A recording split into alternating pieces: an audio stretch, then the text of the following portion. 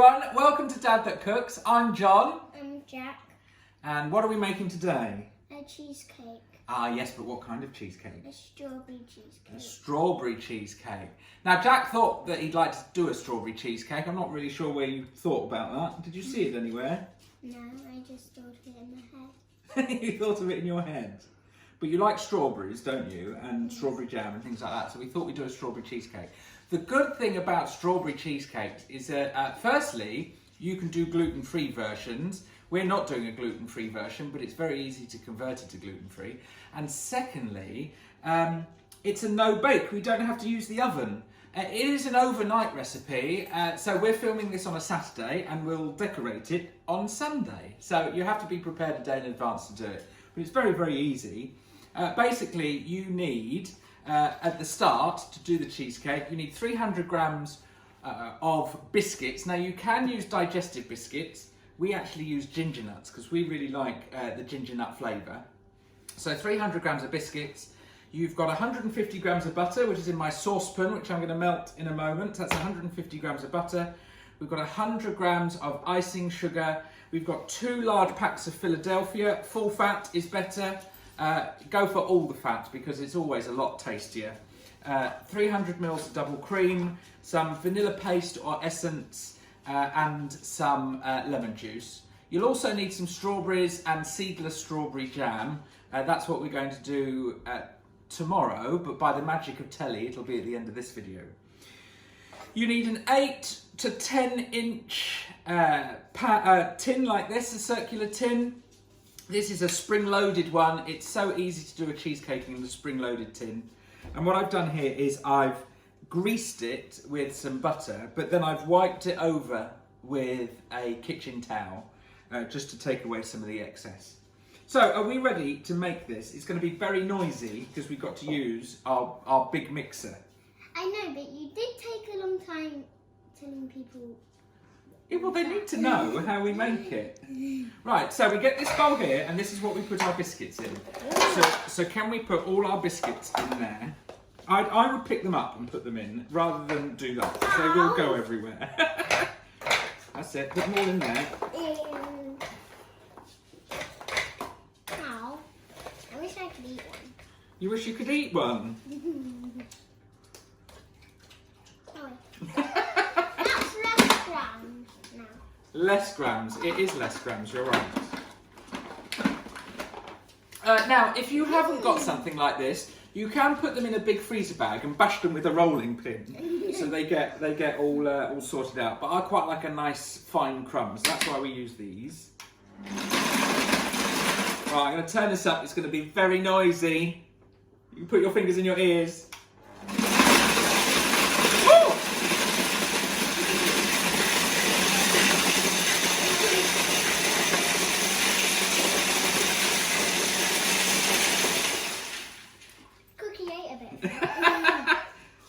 I thought I wouldn't need the bit that goes in there. Obviously, I do need the bit that goes in there. Cookie is our dog who hoovers up any leftovers that I have. Right, I'm going to do it one last time. No!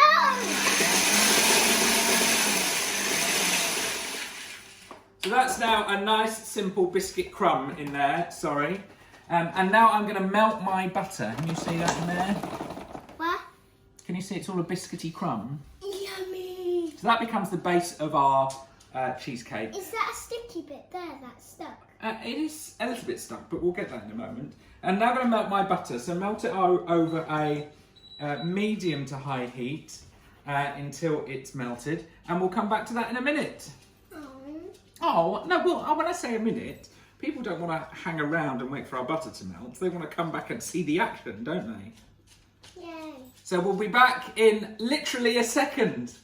So we've melted the butter in the pan. So what we're going to do is we're going to pour the butter in here. Now these are hot, and what must you do with hot things?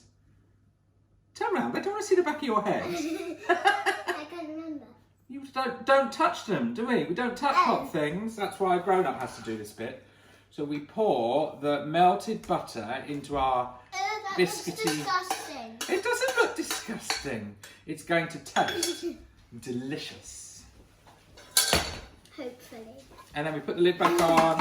And we whiz it up just a little bit more.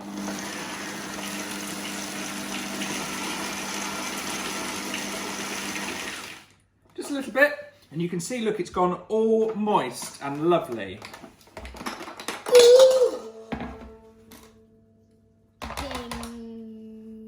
This is where we make a little bit of an extra mess.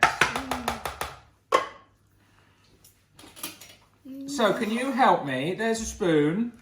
Can you help get that out of there and into the... You're basically tipping it. That's it, yeah, but you're not helping too. That's it. That's it, get the little bits on the edge. There's that bit there. There we are, that's it. Well done.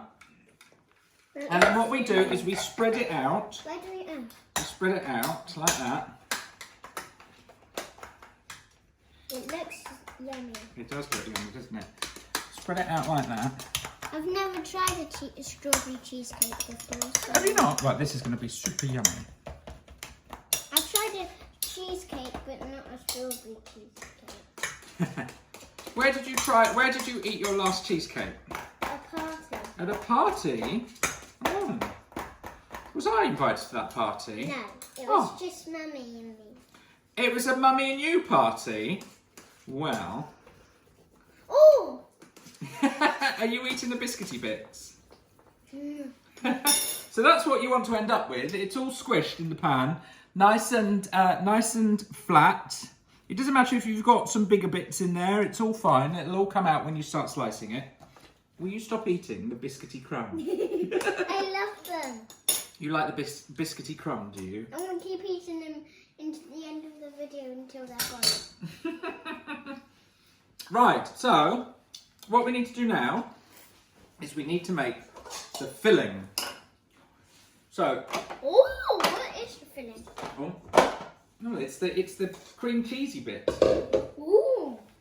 Now That's basically you like this, don't you? Mm-hmm. Are you going to stick your finger in it again? Just before I get rid of it. So you need 2 full tubs of the Philadelphia. Of cream cheese. Yeah, or cream cheese. You can use mascarpone. What is that? Do you want to hear my joke? No. A man was in a restaurant and he ordered dessert, and the waiter came to the table pulling a small horse with a blindfold on. And he went, "No, that's not what I ordered. I wanted mascarpone." Oh. I get it. I get it. I get it, but it's not funny. All my jokes are funny. No. Yes, they are. Only one is. So we've got the Philadelphia in there. We also add the 100 grams of icing sugar. Why did you go... Because it creates a dust. Oh, that's nice. And then we need a tablespoon of lemon juice. Will you stop eating the biscuity crumb? 1 tablespoon of lemon juice. No. No. And then we need a teaspoon Ooh. of vanilla paste. Now you've got to be careful with this, Why? because this is where all the flavour comes from. So hold that. Can you put that in there and get a nice big load out? No, oh, are you going to hold it there? That's a very good idea, actually. This is where all the flavour comes from. Oh, it tastes like vanilla ice cream. Well, I would hope so.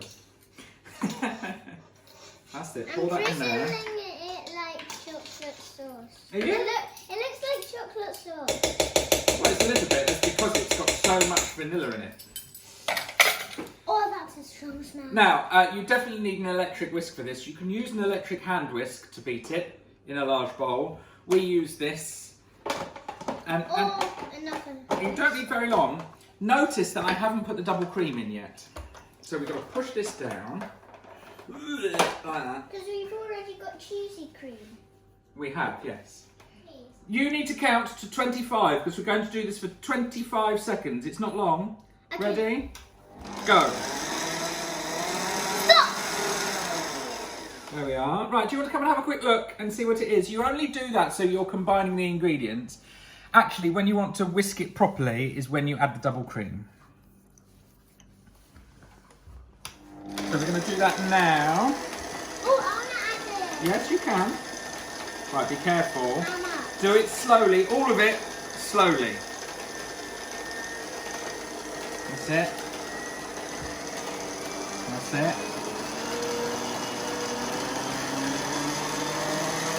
Why are you turning it up so much?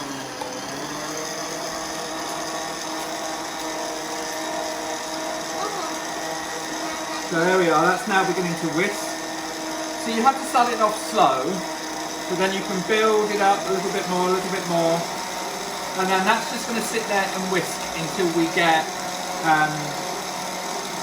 actually it doesn't take very long, until it's nice and fluffy. Yeah. There we are, so that's that. Now that didn't take very long, did it? It was about 3 or 4 minutes. Yeah. Of good whisking, and what you get is you probably get a lot in your whisk itself. Oh, how are you gonna get? I was just about to say, how are you gonna get that out? Right, do you want to do a taste test?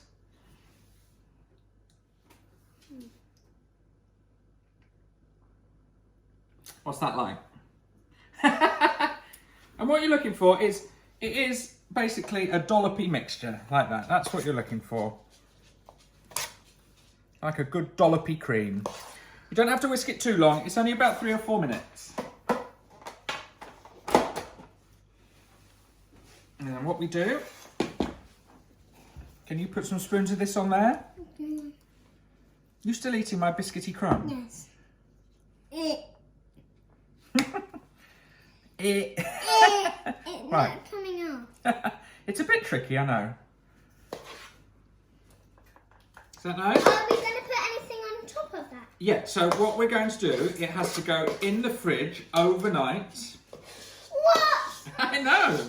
And tomorrow, We're going to put something on top. we're going to put strawberries, sliced strawberries on top, and we're going to drizzle strawberry jam all over. Ooh!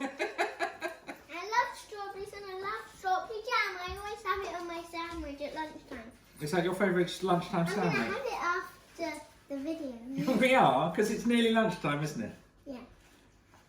So all you're doing is flattening it down, very, very simply. It is lunchtime. It is lunchtime. You're flattening it down like this. Just make sure it goes right to the edge. If you can hear the dog in the background, he's playing with the curtain again. He does like playing with the curtain. Where is it? Can you see him Now playing he's with the at the curtain? door. Oh, is he? All right. Ow! Oh, sorry. That's okay. So I like to use this spoon rather than a spatula or anything like that, because I think that gives you a little bit more control over making the top really smooth. So that looks really nice, doesn't it? What about that flick there? Well, that's fine. That will all sort itself out when we put the decoration on.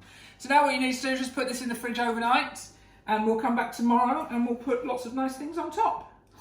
Oh, It's tomorrow. it's not tomorrow yet, no. So we'll see you shortly. So this is day 2. It's Sunday, isn't it?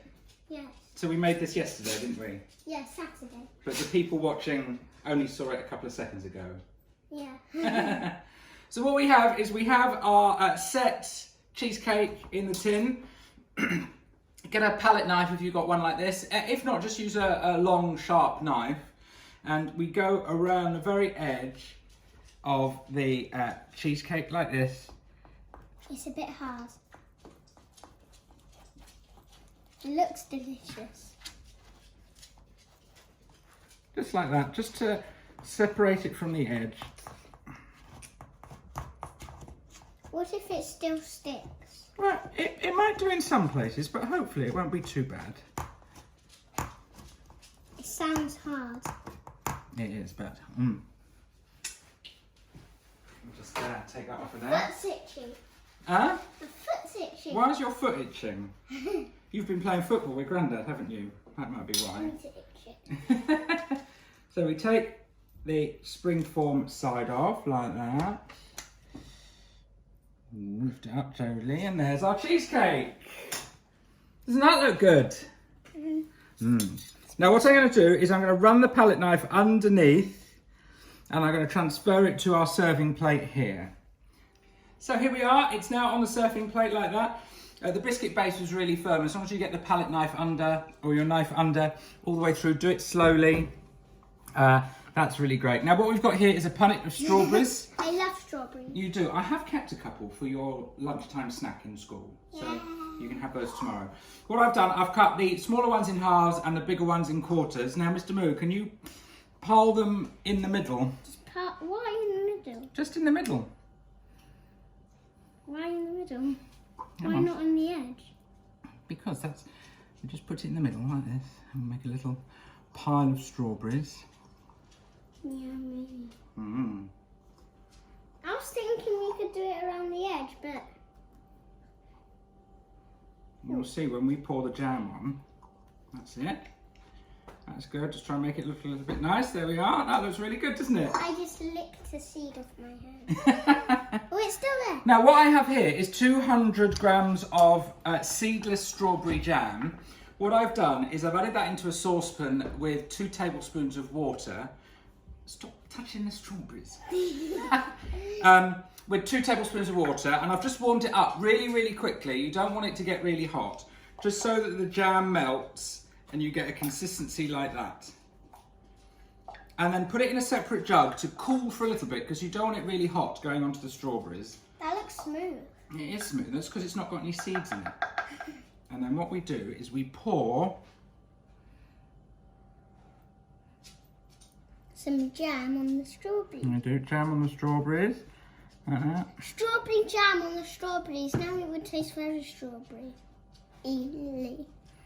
And then you just keep going round and round and round. Is this a cheesecake? It's very small.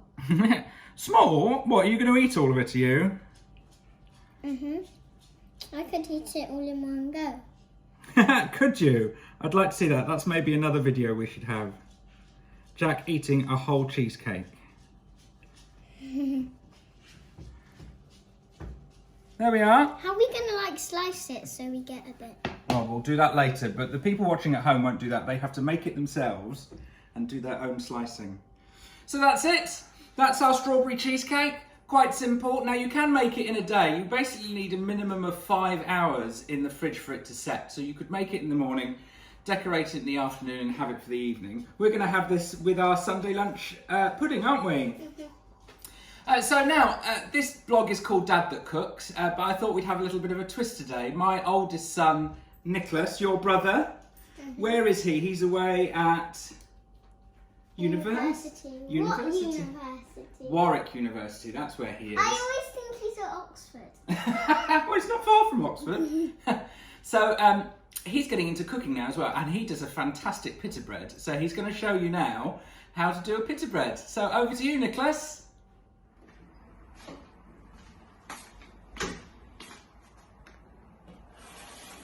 Oh, hello. I didn't see you there. So today I'm going to be making Greek pita bread. I feel like our experience of pita bread has been ruined by too many late night dodgy kebabs. But the pita breads I'm going to be making today are Greek ones, so they're much thicker, much more fluffy and much more bread-like and far more versatile and very easy to make. So I'll show you how to make them. So for this we're going to need some strong flour, so that's flour with a high gluten content. We'll need some yeast, some olive oil, salt, pepper, thyme, of course this is used in a lot of Greek cooking. Here I've got some water and milk. It's about 280 ml of milk, 140 ml of water. You want about twice as much milk as water, and some sugar. And this will make you about 10 pita breads. So to the milk and water, I'm going to add about 1.5 tablespoons of yeast, or about 2 sachets. And I'm also going to add about 1 teaspoon of sugar. The sugar helps to activate the yeast. Make sure your milk is at room temperature or slightly higher. Put it in the microwave for a little bit, if that helps. I'll give that a little stir, and we'll leave that on the side for 5 minutes until the yeast starts to activate. Then it's around 550 grams of strong flour. And then we'll put that in a bowl. And to that we'll add a little sprinkling of salt. Not a lot. Maybe a teaspoon. Never have a bread without salt, it's not very nice. Then it's 2 tablespoons of thyme. Thyme is very lovely, very aromatic, very robust as well. You can have it fresh, but I normally have it dry because I can keep it for longer. And then to that, a nice sprinkle of black pepper. Yeah, that'll do. So just mix those herbs and pepper in. Now the yeast here has started to bubble slightly, so what I'm going to do is I'm going to add a splash of olive oil. I'm going to be precise, maybe a tablespoon or two. That will just help with the binding later. I'm going to leave the yeast for another 5 minutes just to get more bubbles, get more frothy. So now our yeast has started to froth. What we're going to do is we're going to add it bit by bit. So I normally get my hands in for this. So you're going to add milk, water and yeast and a bit of sugar bit by bit. Once it's all worked in like that, you work in a little bit more. You don't put in too much because often this will be slightly too much. But better to have too much than too little. You don't want it coming out too wet. More.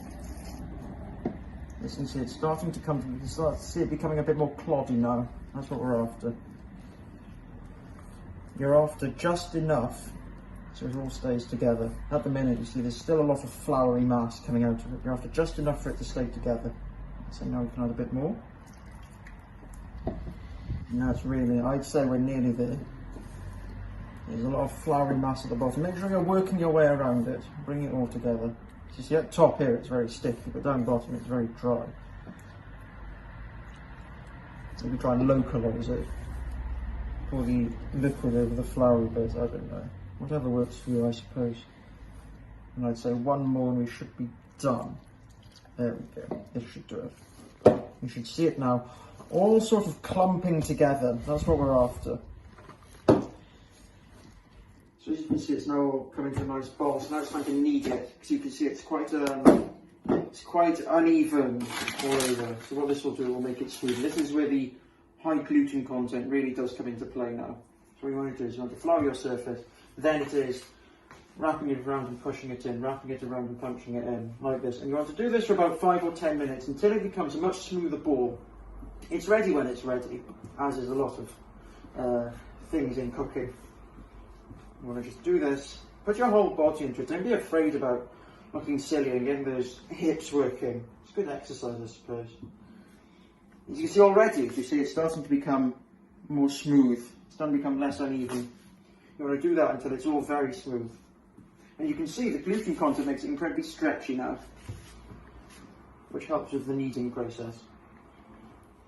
So there we go. So here we are about 5 minutes later. As you can see, it's become much smoother now, much more uniform. So now that that's done, it's time to let it rise. What I'm going to do is I'm going to take a pan. I've just washed it. I'm going to add some olive oil in that. I'm going to line it with olive oil so that this doesn't stick. Because if you leave this down for too long, you see it becomes quite tacky on the bottom. So we don't want that. So I'll just line this with olive oil. Don't be afraid to get your hands in. I know oil is quite horrible. There's a thing called soap. And it comes off quite swiftly. So don't be afraid of getting your hands dirty. So that's what I'm going to do is I'm going to take that in there, a tea towel and lay it over top, and then I'm going to put it to rise in a warm place, such as near a cupboard or next to a radiator, for around 45 minutes to an hour, or until it's done. As I say in cooking, you know, just let it happen. So that's been proven for about an hour. What I'm going to do is I'm going to oil the surface. I'm going to do this so it doesn't stick to the surface. And we'll clean up afterwards, I promise. I've got the surface with olive oil. Now this part, you will get a lot of olive oil all over your hands and probably your clothes, so do make sure you have a tap and soap nearby. Now, as you can see here, it's got really big. So what I'm going to do is hopefully stick, so you line the pan with oil. And then what I'm going to do is I'm going to cut this into around 10 or 12 equal sizes. It's no real science to get them all the same size. Just go by eye, I suppose. It doesn't really matter. Once you flatten them out, they'll come out in different sizes, but at least you can choose a smaller one if you're not too hungry, choose a larger one if you're a growing boy, I suppose. So what we need to do is shape it out. So just flatten it out. You can use a rolling pin. I prefer to use my hands. I think it gives it a more rustic feel. And what you're looking for is you want it to sort of be slightly thicker than that. You don't want it to be as thin as that. Yeah. It's very different to the tortilla flatbreads they probably serve in kebab houses. This is going to be much thicker, much more hearty and wholesome, much fluffier, much puffier, much more There's more of a bread substance to it. Here I have a pan. Make sure it's non-stick. You don't really want this sticking. I've got some olive oil in it. So what we're going to do is we're going to fry these a bit like pancakes. And the first one's never going to be very good, exactly the same way as the first pancake is never a good one. And if you want for aesthetic, what you can do is you can prick it like this, and it gives you the lovely crisscross effect of your fork. So here we have, it's been frying now for about 2 minutes on that side. So we'll flip it over and you see it's colouring nicely. It will take slightly longer to cook the first one because you're setting the temperature of the pan. If you have a batch, or one left over and you're making a new batch, stick in the one from the old batch and you can set the temperature of the pan and they'll all come out perfectly. And while that one over there is cooking, I'll get started on flattening this one out. I think this dough ball is slightly larger, so we're going to have a slightly larger pita bread. Or a slightly thicker one, depends what you want, but I'll make it larger so. There we go, that's about the right thickness. Here I've got it frying here, I know. On both sides it's got a lovely colour now, so what I'll do is, I think this one's ready. So here I've got a small dish, I've got a bit of thyme on bottom, and I'll put it in, and every one going in I'll put a little bit more thyme on. And then ready, add a little bit more oil. So there, the pan temperature is now set, so the next one should cook much better. Make it up, in it goes. Again, I do like to do the crisscross to make it look nice. And this process will just repeat until you fry them all off. I do like going on holidays in Greece, and they always have this lovely crisscross pattern, so I suppose it's more of, I only really make these for the nostalgia. They do take a long time. It's much longer than going down the shop and getting some, but they do taste far better. So I've made about 7 or 8 of the pittas so far, and as you can see they're coming out really thick. They're much more bread-like, much fluffier, much softer than your normal very thin rubbish pita bread you get with kebabs. They are lovely. So here we have the last one, just about done. I rolled it quite thinly this, so it's certainly not the best one. The gas can now come off, sprinkle a bit of thyme, and there we have it. So right, this batch has made 11, I suppose it's close to what I wanted. So we have some lovely Greek pittas for you. You can put them with, you can actually get kebab meat now in a bag, but if you want to get a bit more full on, you can put chips in them, you can put some Mediterranean veg in them, put some chicken in some brine, and then fry that and put them in there, lovely. Or, I tell you what I really do like to do, every now and again to treat myself in the morning, fry some bacon and egg, put it in this, really does elevate the bacon and egg sandwich. So there we go, Greek pizzas. Thank you. That was great, Nicholas. They look really good, and we have tasted them before. He did a whole Indian night with lots of different pita breads. It was really lovely. And a Greek night. And he did a Greek night as well with a different type of flatbread, didn't he? And a Mexican night. And a Mexican night. We didn't have flatbreads with the Mexican night though, did we? No. Right, so we'll see you next time. I hope you enjoyed that. And as always, subscribe, like the video, share it with your friends. That would be really great. I almost tripped off the stool. Don't trip off the stool. And we'll see you next time. Bye. Say bye, Jack.